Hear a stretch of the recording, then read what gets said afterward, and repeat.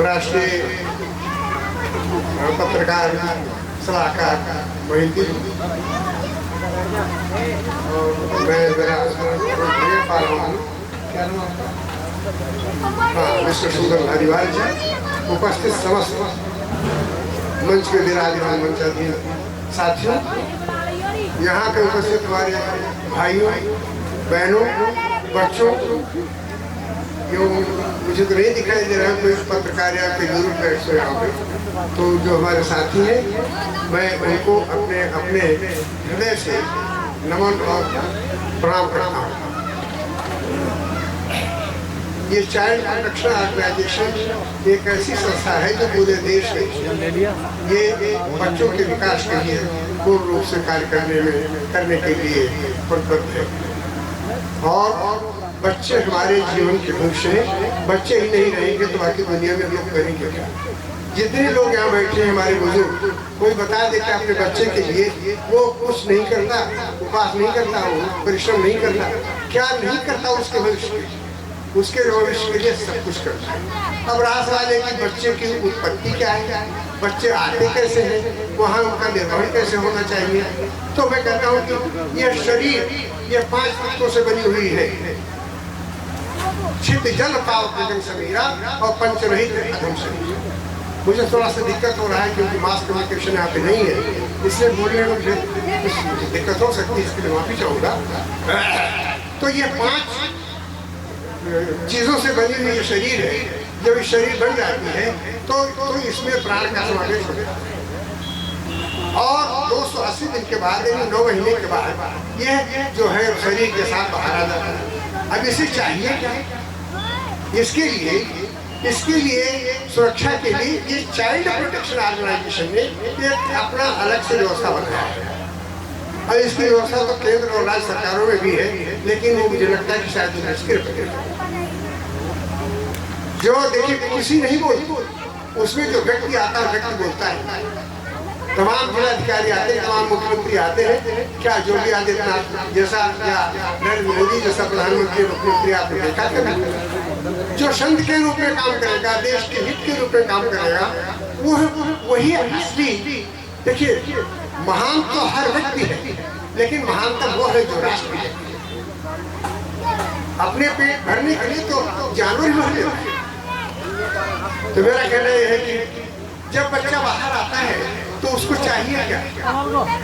उसको चाहिए स्वास्थ्य चाहिए, चिकित्सा चाहिए, उसको प्रोटेक्शन चाहिए, संरक्षण चाहिए, और संरक्षण के साथ उसको क्या चाहिए? विद्या चाहिए।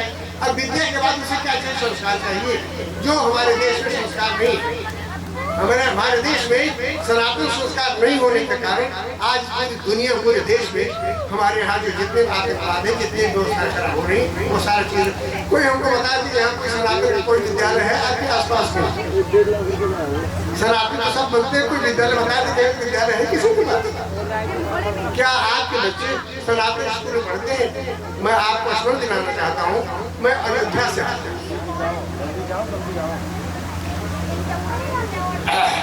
अयोध्या भगवान राम के लिए अभी आप भव्य मंदिर का निर्माण करेंगे। पुरुषोत्तम भगवान राम, रामायण तो आप सब लोग देखते होंगे अपने गाँव, और रामायण देखने के बाद उनके चरित्र की व्यवस्था भी समझते होंगे। तो मेरी कहने का मतलब यह है कि रामायण में कभी भी मर्यादा पुरुषोत्तम भगवान राम ने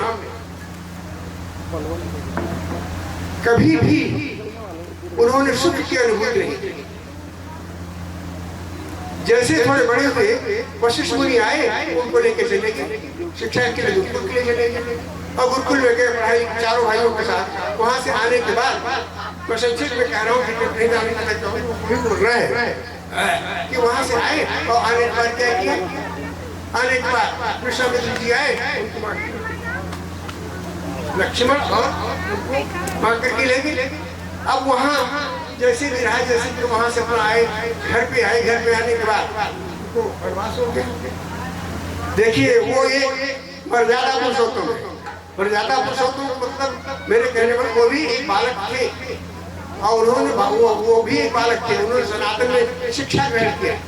उनके संस्कार ऐसे थे कि पिता ने उनसे यह भी कहा कि तुम कह दो मैं आपकी बात नहीं मानता, मैं पर नहीं जाऊंगा, हम आपकी बात मानने के लिए बाध्य नहीं। लेकिन उन्होंने कहा नहीं, अगर आपने वचन दिया है तो हम आपके वचन के लिए हम पूरा करके मैं बढ़कर सन्यासी।